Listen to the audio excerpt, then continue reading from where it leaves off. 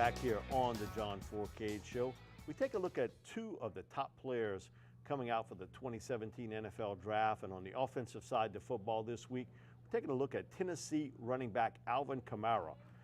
Alvin's a guy, I think one of the most underused players. I still don't get, I don't know why Butch Jones is still at Tennessee, to be honest. He didn't use Alvin at all. 5'10", 215-pound running back.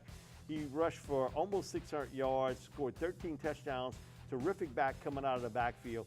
Here's a guy, John, that I really like. He doesn't have a lot of thread off the tires. You know, a lot of times you get a running back. He's been heavily used in high school, heavily used at the collegiate level. He comes into the NFL, he's pretty beat up. Right. One thing with Alvin, playing at Tennessee, Butch Jones didn't overuse him at all, and I'm still scratching my head why, because I think he's one of the top backs in the National Football League to come out in this draft. And I think he'll end up being probably a second-round pick, a real good all-purpose back, guy with excellent speed and also can run with power between the tackles. You hit the nail on the head. You know, he's a guy that hasn't been used a lot in college, so he's got a lot of, threads on his tires. And I look at it this way. He's the kind of kid that you're going to pick second, third, whatever round, fourth round, maybe no worse than the fourth round. The way pro football running backs are going nowadays, they're four deep in running backs, and maybe one's a high pick. The rest of them are in that third, fourth, fifth round pick, free agency, because those guys last a little bit longer. And then nowadays, Mike, you know as well as I do, they're rotating back so much. There's no such thing now as a one go-to back that's going to carry 25 to 30 times a game. If they are, those are the ones that get wore out down the road. But this guy's going to fit in well with someone. He can catch football. He can run the football. We all know that much. And he's a guy that's going to be durable enough that he's going to be around 4, 5, 6 years in that one organization. The thing with Alvin, too, is the fact that he doesn't have to rush the ball 20 times a game. You rush him 13, 14 times and throw him the football 4 or 5 times, because that's, to me, where I think the mismatch is in the NFL today. And these linebackers and safeties today, a lot of them can't cover with a lick. And you see a guy like Kamara who can catch the football so well. That's what makes Dalvin Cook, McCaffrey, and I think eventually Fournette. I think people are going to see, hey, he can catch the ball. LSU didn't have a quarterback that could get him the ball out in the flat. When you can do that and you have a guy that can scoot up the field, the one thing I see really missing in the NFL, the ability to match up with a back downfield one-on-one. That has been a problem for the last few years in the NFL, trying to find somebody who can run with a tight end or who can run with a good running back. And you saw that when the Saints had Darren Sproles, how dominated they were there. Look what Philadelphia did with Darren Sproles. Not saying this young guy's going to come in to be a Darren Sproles, but you want a running back that you can put in a slot. You want a running back and get out of the backfield. Linebackers can't hang with running back. I don't care what everybody says. No linebacker in the NFL can run with a running back who's capable of catching the football and running with the football after he catches it. And that's the thing you want to look at these days. People are starting to use running backs as receivers out of the backfield or lining them up in a slot back position, because nobody can run with these guys if you're a linebacker. And I think that's one of the reasons why you see Arizona, 3 safeties. The Saints last year, 3 safety alignment. You're just trying to match up the best you can downfield. You saw the Patriots, almost 75% of the time, 3 cornerbacks. They knew they couldn't match up with a linebacker downfield.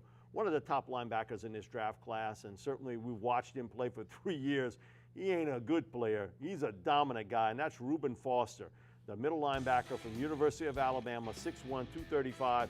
Last year, 115 tackles, 13 tackles for losses, 5 sacks. John, I think of all the linebackers that I've seen come out, last year, Jalen Smith would have been my highest ranked player had he not tore up the knee in the bowl game. Reuben Foster is a notch behind him.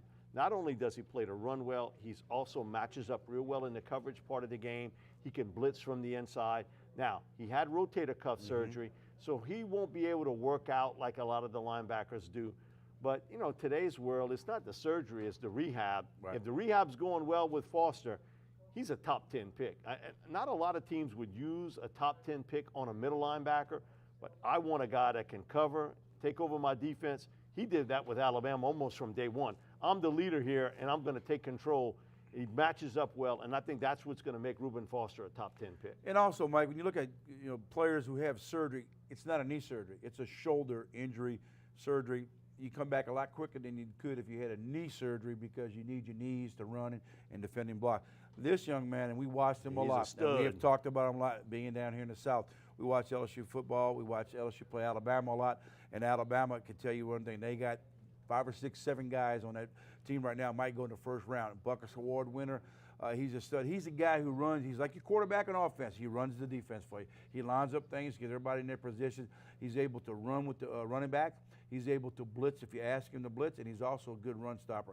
What more can you ask for from a guy who's playing in the middle? He's not playing the outside. He's playing in the middle. Now, he's only 236 pounds, but he plays bigger than that, and he's a dominating force. He doesn't come off the field much. He loves to be out there.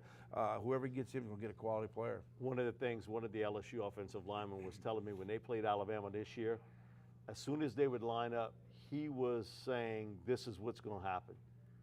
And he said, even when we adjusted, he was saying, this is what's going to happen. You're talking LSU football. LSU It was so vanilla, it was pretty easy to pick out that way. But for that guy to know it in that game that quickly and relate it to the other players, not a lot of linebackers can figure it out. I know you're talking to Drew Brees, he used to say Luke Kuechly could do it on their offense. And the Saints offense is pretty complicated, and he was calling out the plays. So when you have a linebacker who's that studious and he understands this game, but he's telling you what's going to happen beforehand, you got somebody special. Well, like you said, like I said, he's a quarterback on offense. He's a guy that studies everything the defensive side of the ball he has to, but he goes a little further. Now I'm studying a lot more on the offensive side. There's things that these guys can pick up, and there's only a few linebackers, a few DBs, a few guys that play defense will do. Most of the guys on defense, they read and react, go get the play. This guy sets up in his mind prior to the play being snapped. And that's important. And he's a quick transition guy. He'll be an instant starter in the NFL. We'll be back with more of the John Fourcade Show, sponsored each week by Veterans Ford.